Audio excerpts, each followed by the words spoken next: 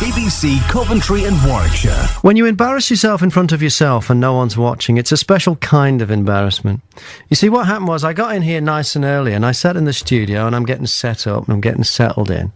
And I looked through the double glazing into the control room, and in there, you know, there's producers and stuff. Somebody caught my eye through the glass. I knew I recognised the person. They looked really familiar. And I thought, I don't know who that is, but I'm going to wave anyway because I want to be friendly. So I waved at them, and the weirdest thing happened. They waved back at me simultaneously and were waving in unison at each other.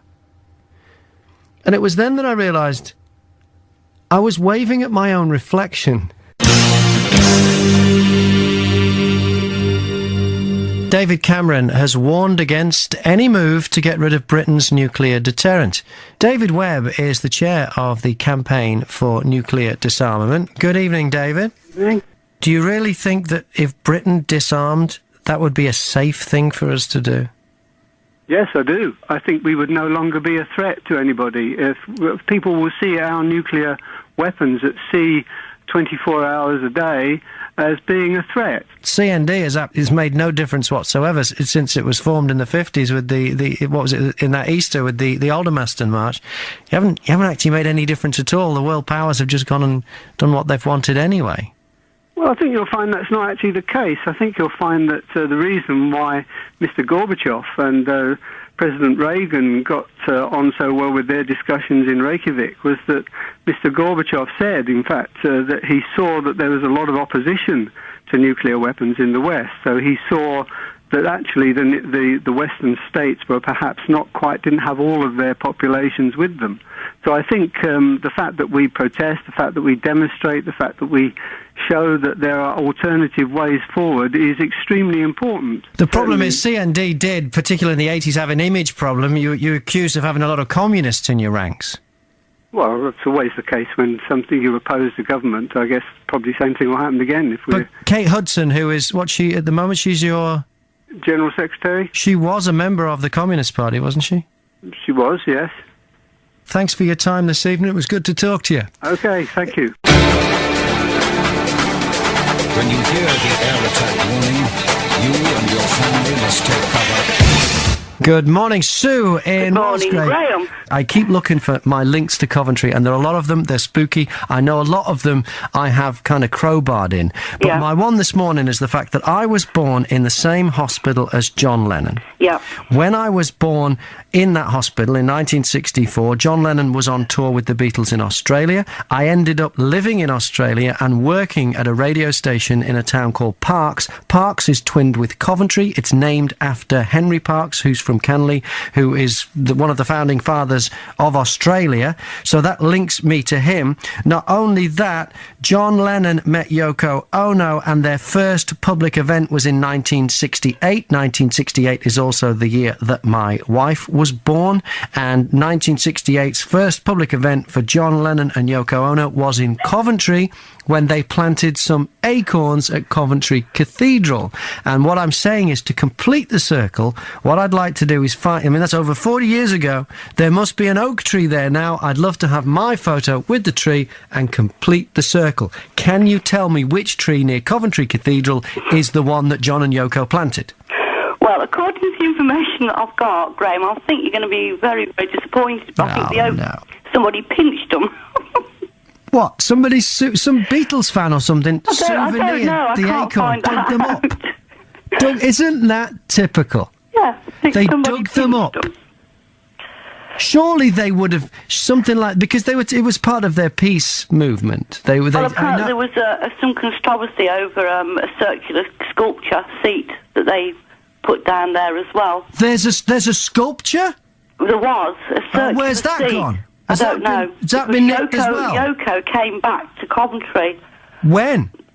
2005, I think it was. Not that long ago, yeah.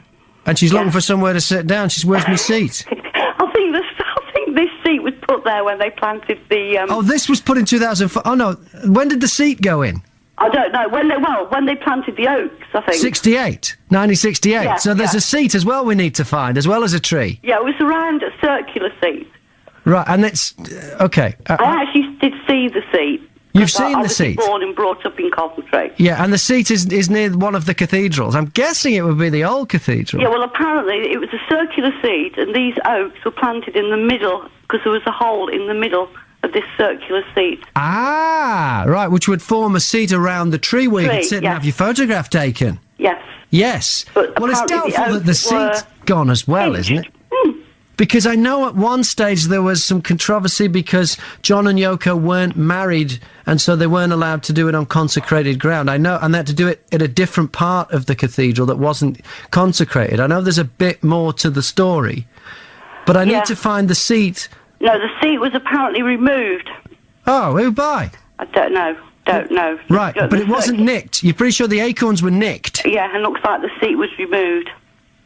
Oh, right. After the saga of events. So it could go with the fact that Yoko and John weren't married then. Oh, I don't know. Well, the seat must have gone somewhere. And were the acorns replaced? There's a lot more to this story. Hey, thank you very much, Sue, for your very accurate research. Yeah. Thank you. If you can help me out with any more on this, if you can tell me if that is that seat moved, is it some council warehouse somewhere? I don't know.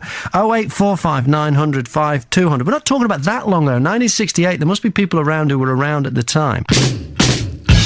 Made in Coventry and Warwickshire. So just tilt back the head a little bit further. And back to staying alive. He's it's important I'm saving somebody's life here. It's very important. BBC, Coventry and Warwickshire. Interesting to hear that, staying alive. That is the tune you're supposed to say when you're giving someone CPR. That is the rhythm for heart massages. Where they staying alive. Remember, if you've ever done the CPR training, you know that dummy that comes in the suitcase? Resuscitation Annie or whatever her name is? She's got like tracksuit pants on, but she's got no legs. They're just like floppy bottom of tracksuit pants, and the top half of her has got the fake torso and the whatever. A mate of mine who is a plumber, him and his mates had to do it as part of their apprenticeship, and you're supposed to blow into the dummy and then turn your head to listen for the breath. Well, he blew into the dummy, he turned his head and he went, "She says she can't feel her legs."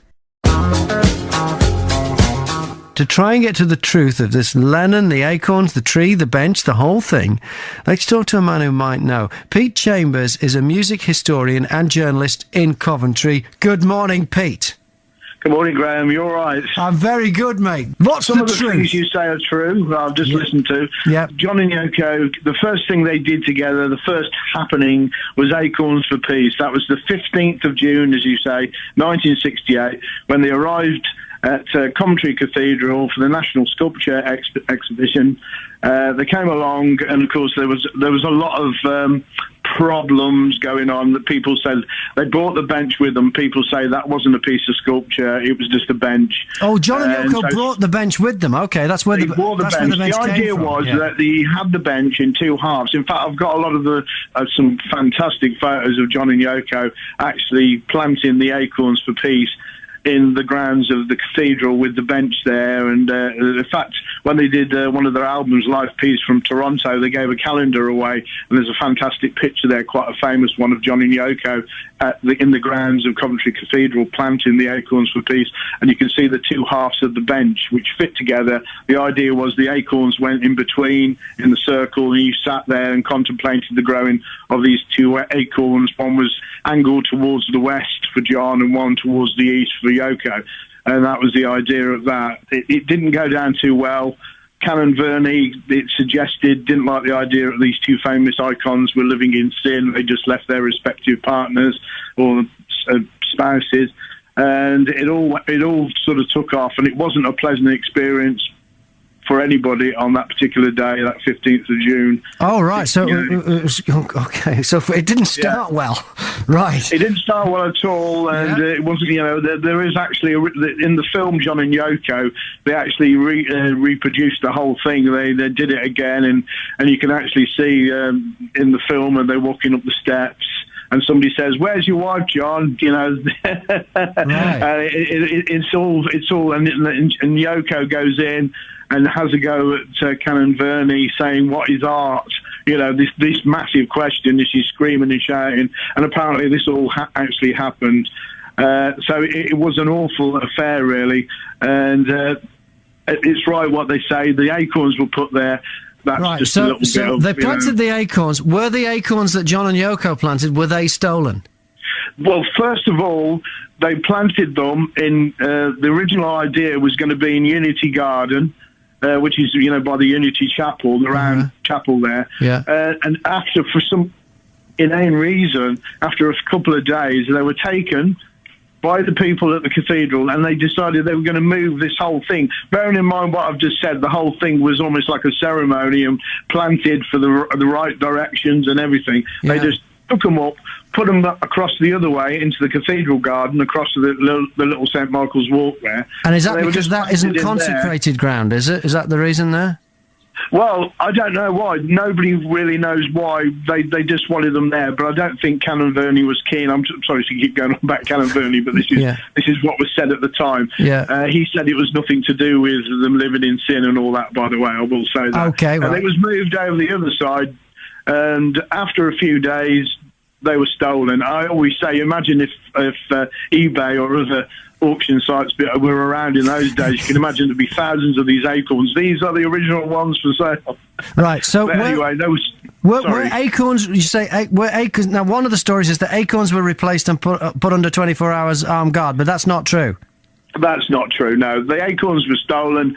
John sent his chauffeur along in this massive Rolls Royce, and they got the little trailer on the back. That's a typical sort of Lennon thing with the two working class hero and his Rolls Royce and his little thing. He came along, he took the bench away, and that was pretty much the end of the story, apart from John wrote this famous letter to Canon Verney about, how angry he was, and apparently the letter sold for 11,000 a few years ago. Okay, so the story is that the acorns were stolen, there is no tree, and Lennon got the bench back. That's right, So is the bench in the Imagine video? It is, yeah, you can see it, yeah. It went back, yeah. So it did go back. Long story short then, Pete, there is no tree and the bench is not in Coventry anymore. The original bench, nobody knows where it was. The last person to own it was, funny enough, Ringo, who took over the estate. So, who knows? But we have got the reproduction in the Coventry Music Museum. We're work in progress. We're not open yet, but it will be a place where people can come and have a look. And, of course, Yoko did sit on it, so there is provenance in 2005. Pete, thank you so much. The big thing that's happening this week is that David Beckham is announcing that he's retiring at the end of the season. And so we're asking you what David Beckham can do in retirement.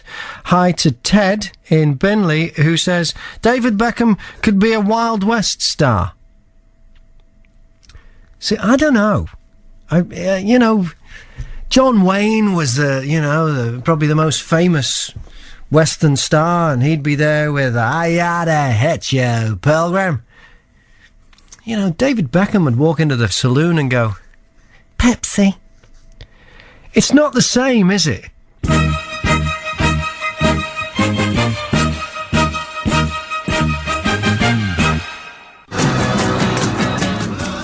BBC Coventry and Warwickshire and the Kinks and Lola. They had to change the lyric in that.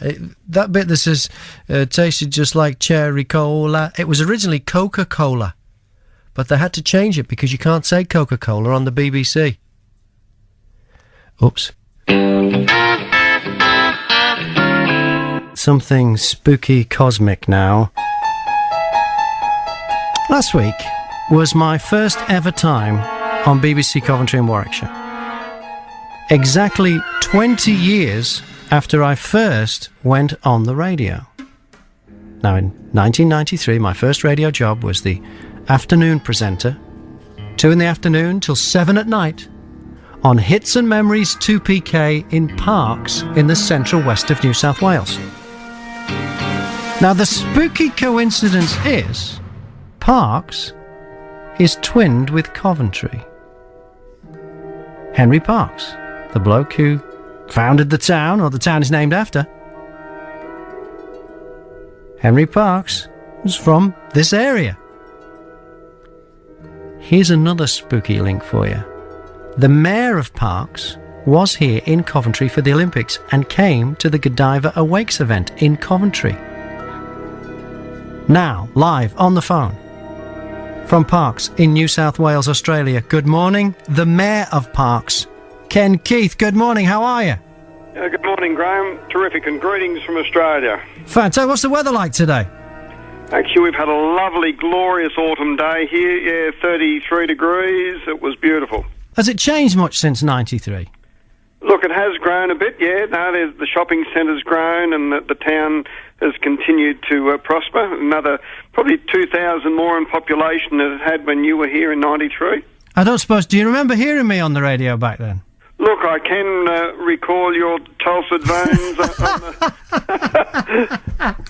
Well, that's great to know. That's great to know. I forget who the mayor was when I was there, but I did a thing at McDonald's on McHappy Day with them. Do you still do McHappy Day? Does the mayor still go? Yeah, they still do McHappy Day. You still go and serve the burgers to everybody on the founder of McDonald's birthday. They do. You still do. So you've done that, have you? We have, yeah. Excellent. Now, I know that Parkes is famous in Australia. It was only just really getting going when I was there, but it's huge now. The annual Elvis Festival. Look, it's enormous now, the Elvis Festival in Parkes. Each year in January when Elvis's birthday is on, it's often very hot in the middle of summer here, but we have over 15,000 people come to Parkes. Our population more than doubles. And we have just everyone getting dressed up in Elvis outfits and have a wonderful time, including yourself. There's a nice YouTube video of you being interviewed by the local TV, Ken, and you're dressed as Elvis in the interview. The mayor gets a jumpsuit on and has a good time and gets involved with the festival, and it's fabulous. We have an Elvis Express comes up from Sydney to Parkes for the Elvis Festival, and it's fully packed out with Elvis entertainers and people coming up just to have a good time. For anyone who doesn't know the town, just give us an idea of the size of Parkes. Yeah, look, the Parkes township itself has got a population of around about 12,000 people, and there's 15,000 people in our shire, which is 6,000 square kilometres, so it's about 100 kilometres across our shire in round figures, so it takes about an hour to drive from one side of Parkes to the other. And it's about 5 hours drive straight west of Sydney, isn't it? Look, it is, yeah, directly west of Sydney, almost in the centre of New South Wales.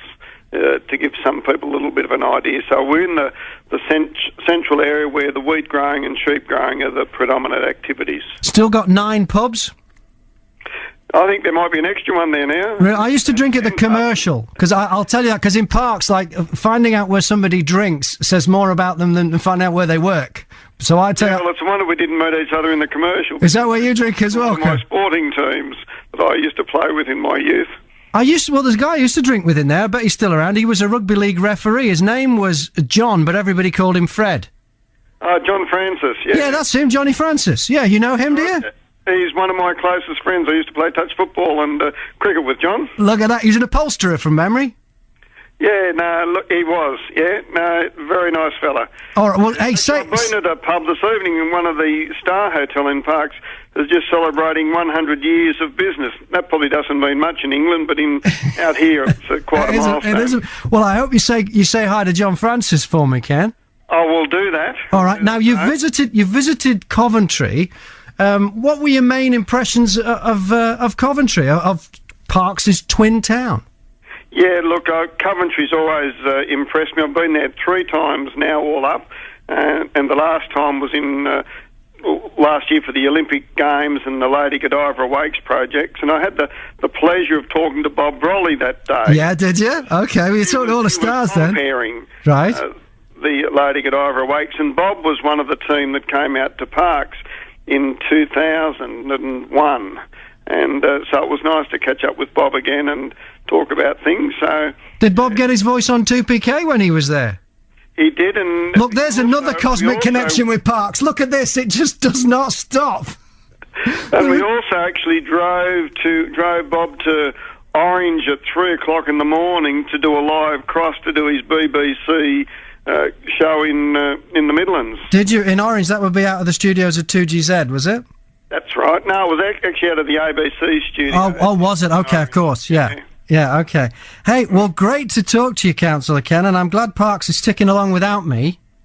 Look, it is. We've only just survived since your absence, but we've got a large copper mine now that has been very helpful to our economy, just north of Parkes, and it's all progressing very well, the town. And look, hoping to bring a contingent, a soccer team and a few others as a civic delegation to Coventry in 2014, in about 12 months' time in the summer of 2014. So we look forward to catching up with a lot of our Coventry friends in a year and a bit. That's fantastic. So we're going to keep the relationship going between Parkes and Coventry. Yeah, look, we've had a very strong, it's one of the longest relationships between any of the cities in the world. In fact, in Australia, Parkes and Coventry had the longest sister city relationship or twinning relationship of any other town. So it is a long-standing relationship, and we've had quite a few Lord Mayors come out here and quite a few of our mayors visit. And last time we were over there, we had a soccer team and had a wonderful time. Councillor Keith, we're out of time, but great to talk to you. I could have a yarn with you for ages. We haven't even talked about Parkes' main claim to fame, which is that the pictures of Neil Armstrong walking on the moon came through the telescope at Parkes, the radio telescope there.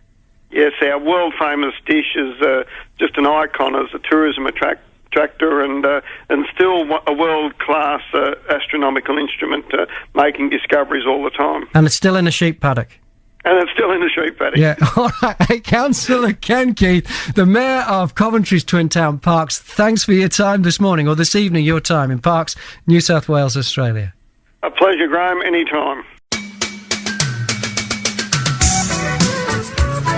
A plan to hand fixed penalties to people caught throwing litter from their car windows has been given initial backing by the House of Lords. Terry, in Baggington, what's the problem? My argument is, why is the government saying we are going to fine the driver as well as the passenger? I think, well, if it's the driver's the captain of the ship, isn't he? He's responsible for everything that goes on. If someone's not wearing a seatbelt, it's on the driver. He's supposed to be driving that vehicle. He's not supposed to be keeping his eyes on his passengers 24/7. But everybody knows it's wrong, and it's against the. You shouldn't be chucking litter around. If he sees it. Yeah. If he sees it, but 9 times out of 10, people do it, passengers do it, when the driver's not looking. You think that part of it's unfair, then? Why don't they just say, OK, you've committed the crime, now you're going to pay us so much money and also have so many hours litter picking down the sides of the roads. Oh, you reckon you should be forced to go and pick up other litter? That's right, other people's litter. I love that idea, Terry. I think that's brill. And what's more, make them wear coats.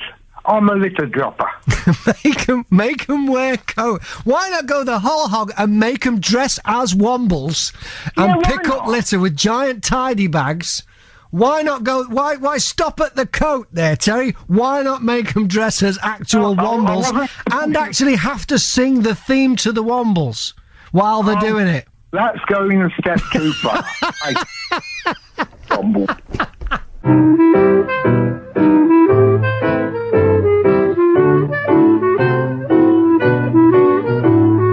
Plans to create the next generation of car engines have been unveiled by the government and the car industry.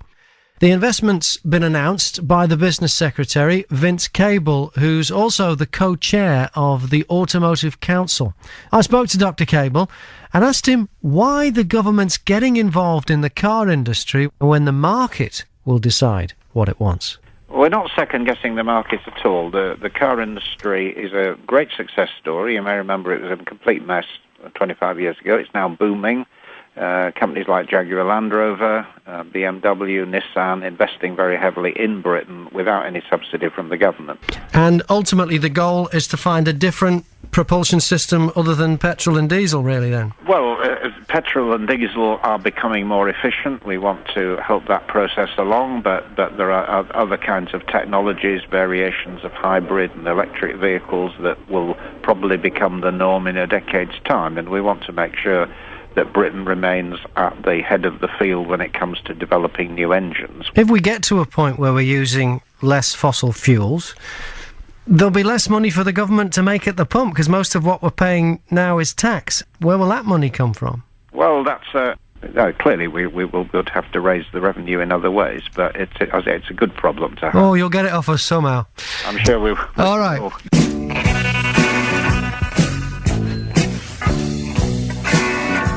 Type 2 diabetes is now a common condition for Britain's young people.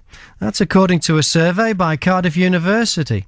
It's found that over the last 20 years there's been a huge rise in the number of people under 40 being diagnosed with the condition. Professor Craig Curry is one of the people behind the research, and he says, essentially we are a nation of lazy porkers. So what do you reckon? Are we? I think we are. You see a lot more bigger people now. You see like couples, and you think, they're very close. They obviously finish each other's sandwiches.